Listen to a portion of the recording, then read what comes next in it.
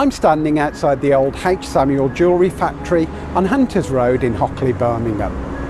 Harriet Samuel was the daughter of a clockmaker and formed her own company in 1862.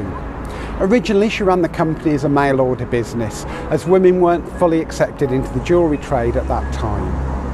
The company moved its headquarters from Liverpool to Manchester and then settled in Birmingham in 1912 to take advantage of the amazing skills and innovation Birmingham had to offer. This small celluloid H. Samuel engagement ring box links Samuels with another amazing Birmingham invention, celluloid. Invented in 1856 by Alexander Parkes, the first plastic.